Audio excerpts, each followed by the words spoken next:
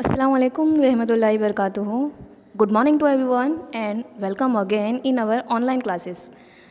आज की हमारी ऑनलाइन क्लास का सब्जेक्ट है हिस्ट्री। हिस्ट्री में हम बात कर रहे थे 1857 के गदर की तारीख का। बहुत ही मशहूर जो गदर था 1857 के गदर की। लास्ट सेशन तक के हमने गदर किस वजह से हुआ था, गदर की वजूहात और गदर की जो फौरी वजूहात थी जिसको हम तात्कालिक कारण कह सकते हैं, उसे हमने देखा, जो थी चर्बी वाली कारतूस। उसके बाद हमने देखा कि ये सारी वजूहात मिलकर गदर हुआ। आइए अब इस वीडियो के ज़रिए, इस सेशन के ज़रिए हम देखते हैं कि गदर की वजूहात क्या थी। तो सबसे पहले तो हमें ये पता होना चाहिए कि जो 1857 का जो महान जो एक गदर हुआ था, एक्चुअल में वो गदर नाकामयाब हो गया था। क्यों नाकामयाब हुआ था, इसके पीछे भी बहुत सब रीज़न्स है जिसकी वजह से गदर नाकाम हुआ। आइए अब देखते हैं कि गदर के नाकाम होने की वजूहात क्या थी। गुजराती में से कहे गए 1857 संग्राम ना निष्फलता ना कारण। निष्फलता यानी कि नाकामयाबी। तो क्या वजह थी जो गदर नाकामयाब हुआ था, उसको समझते हैं। तो फर्स्ट है मरकज़ी लीडरशिप की कमी, केंद्रीय नेतागिरी का अभाव। लीडरशिप सही होनी चाहिए। लीडरशिप के हिसाब से अगर ये सारी चीज़ें सिस्टम में होती है तो शायद गदर नाकामयाब नहीं होता, लेकिन मरकज़ी लीडरशिप की कमी होने की वजह से गदर नाकामयाब हुआ। गदर की नाकामी की अहम वजह मरकज़ी इत्तेहाद ने आला लश्करी कमांडर के ओहदे की गैर मौजूदगी थी। बागियों ने दिल्ली, कानपुर, इलाहाबाद, झांसी वगैरह जगहों पर लीडरों के हुक्म की नाफरमानी करके फाते सिपाही बदतमीज़ी से बर्ताव करते थे। जो भी लीडर थे उनसे बदतमीज़ी से बर्ताव किया जाता था। इवन वो जो भी हुक्म देते थे उसको वो मानते नहीं थे, उनकी नाफरमानी करते थे।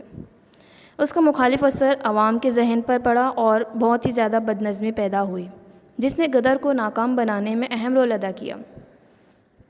कुछ राजा रजवाड़ाओं ने तो तात्या टोपे ने रानी लक्ष्मीबाई के अहकामात का अमल नहीं किया। इवन रानी लक्ष्मीबाई काबिल होने के बावजूद वो एक औरत थी और एक औरत होने की वजह से उसको उनके हुक्म की तकमील ना की जाती थी। इस वजह से भी लीडरशिप की कमी होने की वजह से गदर नाकामयाब हुआ। तो ये एक रीज़न था। आइए नेक्स्ट रीज़न को देखते हैं। गदर कुछ इलाकों तक महदूद था। ये बात हमको जानना ज़रूरी है कि गदर पूरी तरह से हर इलाकों तक नहीं हुआ था, कुछ इलाकों तक ही ये गदर महदूद था। अगर गदर जितने इलाकों में हुआ उनसे ज़्यादा इलाकों में एक वक्त में एक ही साथ होता तो शायद गदर कामयाब हो सकता था, लेकिन ऐसा नहीं हुआ।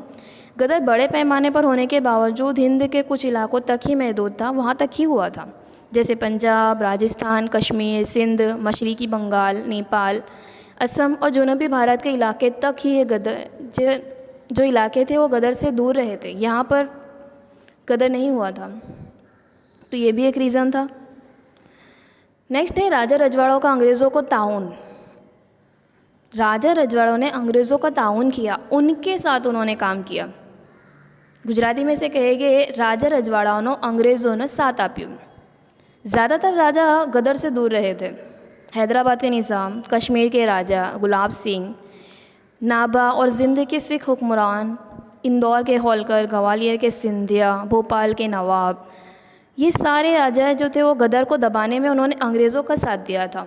इस तरह गदर को नाकामयाब बनाने ने अंग्रेज़ हुकूमत को फतेह दिलाने में सिखों और गिरखों ने अहम रोल अदा किया। वो अंग्रेज़ की जानिब से लड़ रहे थे। राजा रजवाड़ा होने के बावजूद, भारत में रहने के, भारत के राजा रजवाड़ा होने के बावजूद भी उन्होंने किसका साथ दिया? अंग्रेज़ों का। तो ये भी एक रीज़न था जिस वजह से गदर नाकामयाब हुआ। नेक्स्ट है बागियों की कमज़ोरियाँ। बागियों गुजराती में से कहेंगे विद्रोहकारियों की नबड़ाई क्या थी? अंग्रेज़ों की बानिस्बत बागियों में मंसूबे की कमी थी, प्लानिंग की कमी थी। मैंने पहले सेशन में भी आपको कई बार कहा कि अंग्रेज़ जो थे वो प्री प्लानिंग, फुल प्लानिंग के साथ अपना काम करते थे, बहुत ही चालाकी से और बहुत ही स्मार्टनेस से। ये चीज़ों की कमी बागियों में थी। झांसी की रानी लक्ष्मीबाई और तात्या टोपे के अलावा बागियों के पास कामयाब लीडरशिप की कमी थी। जबकि बिलमुकाबिल मतलब भारतीयों के मुखालिफ जो थे अंग्रेज़ लोग, उनके पास लॉरेंस भाई, ह्यूलॉक, नील, निकोलस, एडवर्ड, कैंपबेल वगैरह जैसे तजुर्बाकार और बहादुर से पेशावर थे, जिन्होंने इस गदर को नाकाम बनाने में अहम रोल अदा किया। वहाँ पे जितने भी थे अंग्रेज़, वो पूरी प्लानिंग के साथ काम करते थे और वो सारी काबिलियत उन लोगों के पास थी। भारतीयों में ये चीज़ों की कमी थी, बागियों में खासकर इन चीज़ों की कमी थी। इसके अलावा अंग्रेज़ों के पास घोड़ासवार, तोपखाना, नेज़, पैदल लश्कर, ये सारी चीज़ें बहुत ही उम्दा चीज़ें मौजूद थी जो भारतीयों के पास नहीं थी। ये वजह भी थी जिसकी वजह से गदर नाकामयाब हुआ। नेक्स्ट देखते हैं। नेक्स्ट है तालीम याफ्ता तबके की गैर मौजूदगी, शिक्षितों अलिप्तता। जाहिर सी बात है कि भारत में उस ज़माने में इतने ज़्यादा तालीम याफ्ता लोग नहीं थे और उनकी कमी की वजह से भी गदर नाकामयाब हुआ। ज़्यादातर तालीम याफ्ता तबके और ज़ी फ़हम लोग गदर से दूर रहे, इसलिए गदर अपने पुराने तरीके से आज़ाद होकर आला मेयार हासिल नहीं कर सका। उनको अंग्रेज़ जदीद दौर की अलामत लगे, इसलिए वो गैर जानिबदार रहे। कई लोगों को, भारत में रहने वाले कई लोगों को ये भी लगता था कि अंग्रेज़ लोग कुछ नया लाएंगे, भारत में कुछ नई टेक्नोलॉजी लाने वाले अंग्रेज़ ही हैं, इसीलिए वो इस गदर से दूर रहे। बिकॉज़ उन्हें गदर में इंटरेस्ट नहीं था, उन्हें अंग्रेज़ कहीं ना कहीं सही लगते थे, इसीलिए वो गदर से दूर रहे और ये भी एक रीज़न हुआ जो गदर नाकामयाब हुआ। नेक्स्ट है यकसा मकसद और कौमियत की गैर मौजूदगी। गुजराती में कहेंगे समान ध्येय तथा राष्ट्रीयतानो अभाव। जब तक कि एकता नहीं होगी हम कोई चीज़ को कर नहीं पाएंगे, और यही वजह यहाँ पर भी हुई, यही रीज़न था जो गदर नाकामयाब हुआ। बागियों में यकसा मकसद और कौमियत के एहसास की कमी थी, उसे भी हम गदर की नाकामी की एक अहम वजह शामिल कर सकते हैं। बागी मुग़ल हुकूमत को दोबारा कायम करना चाहते थे, जो सिखों और तालीम याफ्ता तबके को नापसंद था। वो अहद वस्ता के मुताल्लिक़ अनानियत को दोबारा कायम करना नहीं चाहते थे। ये गदर इक्वली तौर पर सिर्फ कोई एक मकसद के लिए नहीं लड़ा गया, यहाँ पे सब के मकसद अपने अपने फ़ायदे को हासिल करने के थे, और ये भी एक रीज़न था जिसकी वजह से गदर नाकामयाब हुआ। और जो अहम वजह अगर हम देखें तो वो है गदर की वक्त से पहले शुरुआत, संग्राम ने पहली शुरुआत।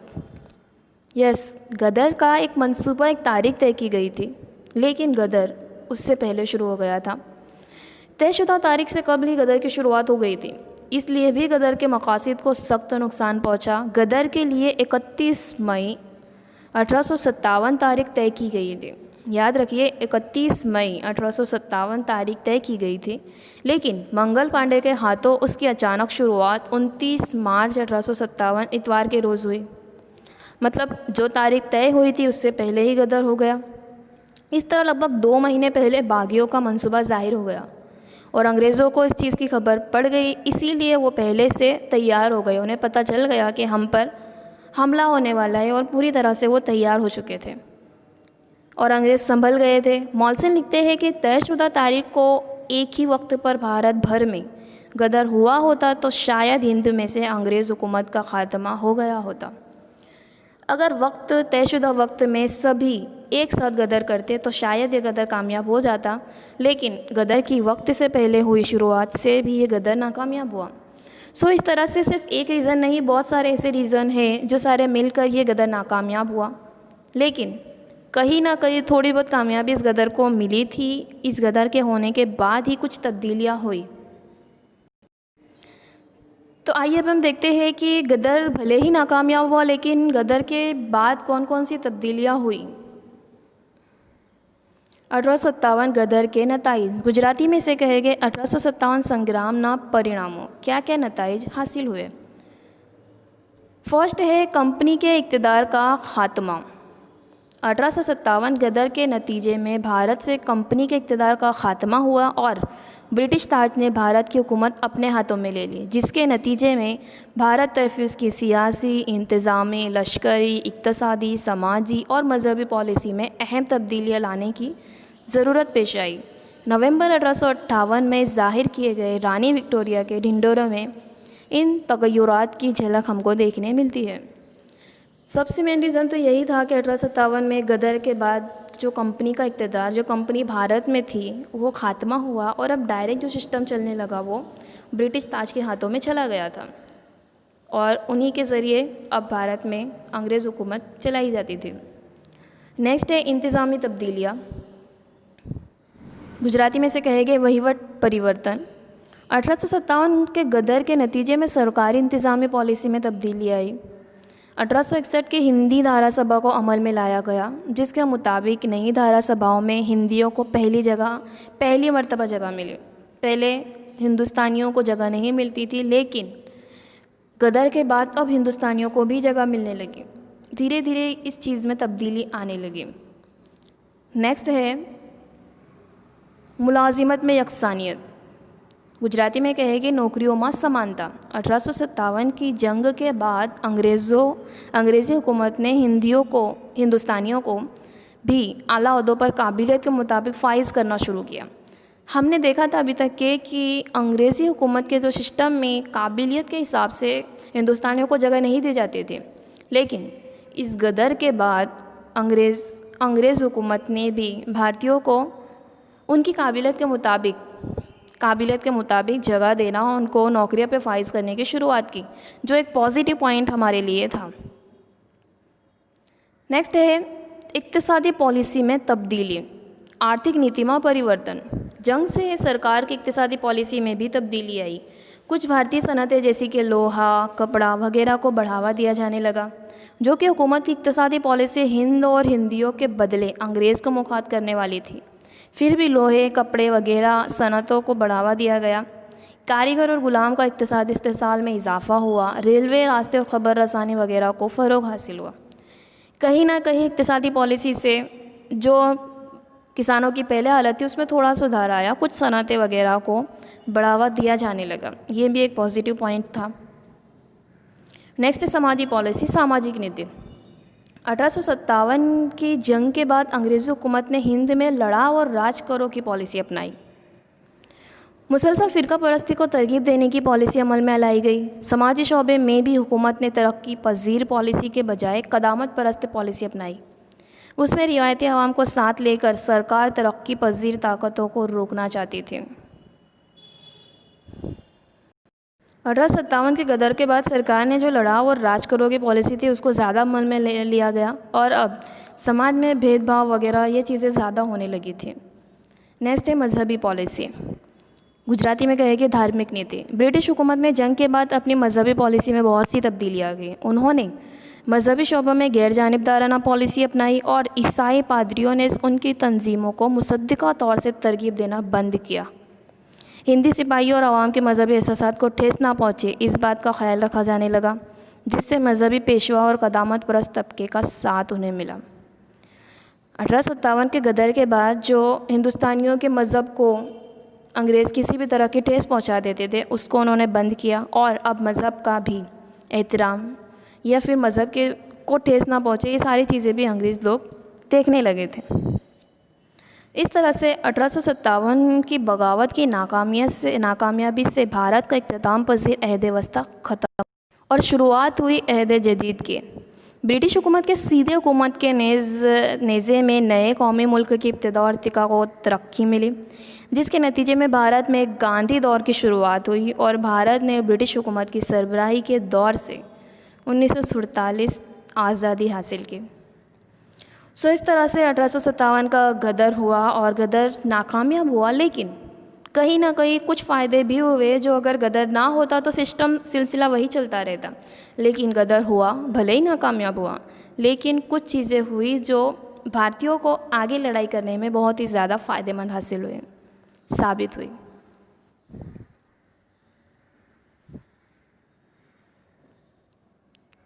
इस तरह से आपको जितने भी पॉइंट्स है सब नोट में नोट डाउन कीजिए और अगेन से जो भी थियरी है, जो भी कॉन्सेप्ट्स है उसको समझिए और ज़्यादा से ज़्यादा इसको इंटरेस्ट के साथ समझने की कोशिश कीजिए। Thank you so much.